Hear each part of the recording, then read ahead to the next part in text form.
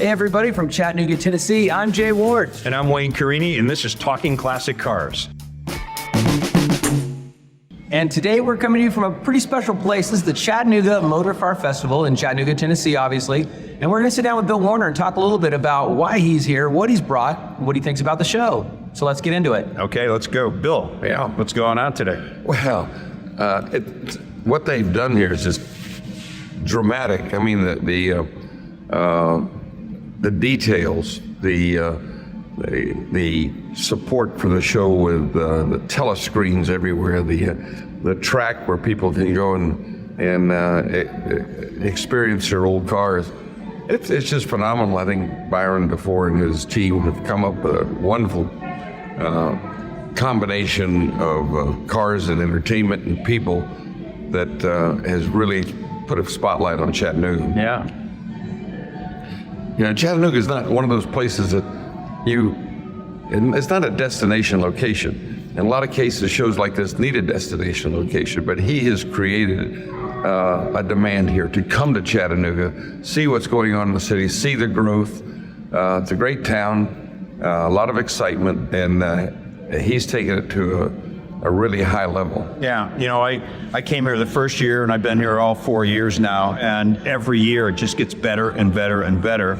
Last year was kind of a strange thing. So Byron and I were standing on the stage during the awards ceremony, and there wasn't very many people in the audience. And he said, geez, I just can't understand. I said, Alabama is playing Tennessee today. I said, you're not going to get anybody to come to a car show on that day. And that's a problem with shows at this time of year. I mean, they've had that problem in Detroit. Yeah. When they have it during a Michigan State game or a Michigan game. In many cases, one reason why we did Amelia Island was March was kind of a month. It was most of a racing month. You know, we had Sebring, we had Daytona, and so it was just adding another automotive IndyCar racing. So the car group was in Florida, and we found a weekend of our own. When you're in the fall, you're going to be up against a lot of things. You know, hunting season, football, so that's a challenge. And so for those people that don't realize who Bill Warner is, Bill started the Amelia Island Concours.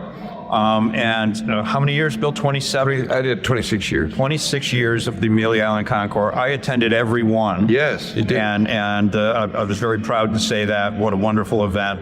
And I always tell people that if Bill Warner asked me to stand on my head in the middle of I-95 in Miami during rush hour, I'd do it and ask questions later. So does that apply to Interstate 24 that's out here?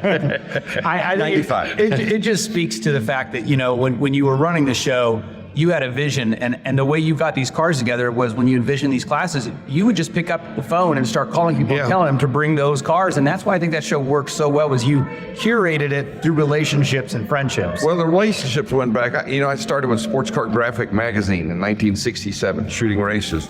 And then in 1971, Sports Car Graphic kind of folded, and 70, didn't kind of fold, it did fold. Road and Track came on, and they were looking for someone to cover the races in the Southeast. So I was always around cars, and so when it came time to do an Amelia Island Concours, I called my friends like Peter Brock, who put me in touch with Dave Holmes and Don Summer and at Meadowbrook, who told me how to do a show. On a Sunday afternoon, they spent 3 hours with me on the phone. I called Brian Redmond, who called Ralph Lauren, and we got some great cars. And so I worked the network that I had built as a journalist with Road and Track to move it over to a Concours d'Elegance. Because I'm really not a Concours guy. I don't pick grass out of the tires. You know? Right. Well, I think that's why the show was so successful and popular, is that you had that race car theme to it. And by the way, you can bring your Packard and your Cadillac too if you wanted to. Yeah. You know, but it was basically put around and evolved around automobile racing, which was your world. That, and I made a point of getting famous drivers in, like Richard Petty, Johnny Rutherford, John Surtees, Dan Gurney. And the thing was, anybody who came to Amelia could meet those folks, shake their hands, get pictures made with them. You couldn't do it in a racetrack. When they were working, they were isolated. So the combination was good, and Byron's doing that here. Yes. He's brought in, David Hobbs, Brian Redmond, Kyle Petty, You too. Dorsey Schrader. Dorsey Schrader. Yeah. Yeah, And it's working. So speaking of this show, I know that you didn't just fly in to check it out. You actually drove a car here from your home. Not really. I use Reliable to bring the car here. At my age now, I'm not towing anything. Last year I went to a show in North Carolina and with a trailer. And after 2 blowouts and 1 bent axle, I said to myself, you know what? I'm just not going to do that again. Well, tell us what you brought and why you brought it. They asked me to bring a 1971 Ferrari Daytona.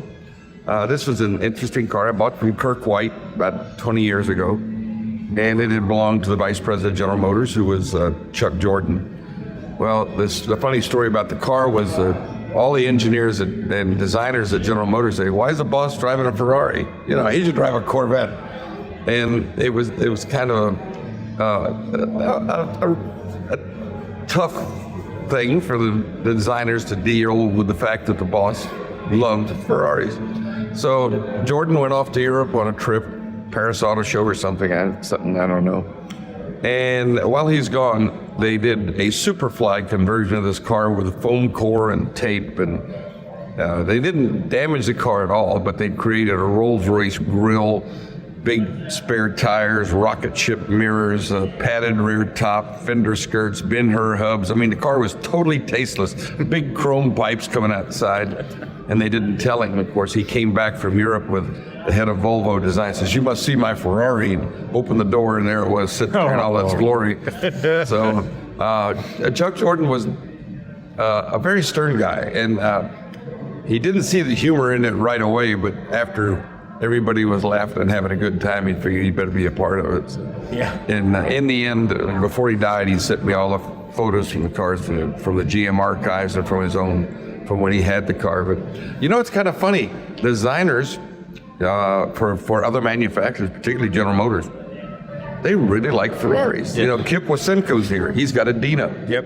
You know, Wayne Cherry has a 275 GTB. Chuck Jordan had a number of Ferraris. He had a Daytona, he had a Boxer. Hank Haga had a short wheelbase Merlin. Now, these were all guys who were in design that they truly appreciated Pininfarina and what Ferrari was doing. Yeah. When you think about Ferrari, and I mean, Wayne, you've had a number of Ferraris, there's a lot of great cars that are fast, and there's a lot of great cars that are beautiful. But there's not that many that are beautiful and fast. And Ferrari, especially in the 60s and 70s, really hit that sweet spot. They did, and really the Daytona, it had some flaws in its construction. You know, some door fit, water leak problems. They weren't perfect as a car went, but mechanically they were superb. Yeah, You know? I mean, that was the fastest car in the world at that period of time out of the box, a manufactured car. 174, was it? Yes, and I don't know why they didn't get one more mile an hour. I know. 175. And that, of course, the Daytona was the car. Not this Daytona, but the Kirk White Daytona was the one that Dan Gurney and Brock Yates set the Cannonball record with. Yeah. Coast to coast. Yeah, and if you can imagine, the car's not particularly comfortable. I mean, these seats are like toilet seats for someone that's big. I can't imagine what it was for Gurney to go 3,000 miles, running over 100 miles an hour most of the way, sitting on these little seats. I don't want people to get the idea that the Daytona's not a good car. It's a great car. It's made to kind of a different parameter than they would make a car now. The new Ferraris are comfortable and Right. Yeah, there's But always a compromise. It was a beast, though. I mean, you know, fast. And it was Daytona. I mean, was the proving ground, and maybe that's where the name came from. Well, it did. The press gave it the name. Ferrari never called it a Daytona. Right. It It's was just a called 365 GTB. GTB4. And Ferrari, I thought, was pretty cool at the time, and to an extent today. The model number told you what about the car. 365, 365 cubic centimeter per cylinder times 12 gave you the 4.4 liter displacement. GT was Grand Touring. B was Berlinetta, hardtop coupe. Yeah. If it was a four-door sedan, it'd be a Berlina. So they figured out which was the male and female cars. And then /4 for 4K. 4K. So if you saw the model number, you knew the mechanical composition of the car. Well, they drag that all through the production even today. Yeah. 308 was a 3-liter 8-cylinder. Yeah. 328, 3.2 liter. And that makes sense. Now, why Mercedes in the last couple of years, you pull up behind a 6.3 and it's not really 6.3 anymore. It's a 4.0 twin turbo. And they're like, well, we didn't want to get rid of the name. right. E63. Well, that's not really. No, isn't that funny? Well, there's a story for your magazine on car names. Yeah. And numbers. They for a while there, the manufacturers went down the road of numbers and letters. Q45, S550. With the Mercedes, it made sense. If it was an S, it was an S class. If it was a 550, it's a 5.5 liter. But like you say, Jay, that all changed. So then now I'm glad to see Cadillac's going back to names, the Lyric, the Celeste. And it's kind of interesting. Those two names end in IQ. And according to the marketing people, that's a subliminal message. If you buy these cars, you have an IQ. Somewhat of an IQ. Well, yes. You have a body temperature anyway. Whatever it your takes. hand so you can sign the paperwork. That's all we need. That's all you really need. Yeah. But I've got one of the last cars that was numbers CTSV. Yeah. So and that's a phenomenal Cadillac. I've got one of those station wagons. I think is a fabulous. You got 6-speed, huh? I do. Oh. 9,000 miles, black, and Evil. 2014. Yeah. The last year. Those are unicorns now. Yeah, they are. They are. And you know what? It's kind of funny. They had trouble selling those. Yeah. And it goes back even back in the 70s. You remember the last Buick wagon that had the LT1 Corvette engine? Yes. Couldn't give them away.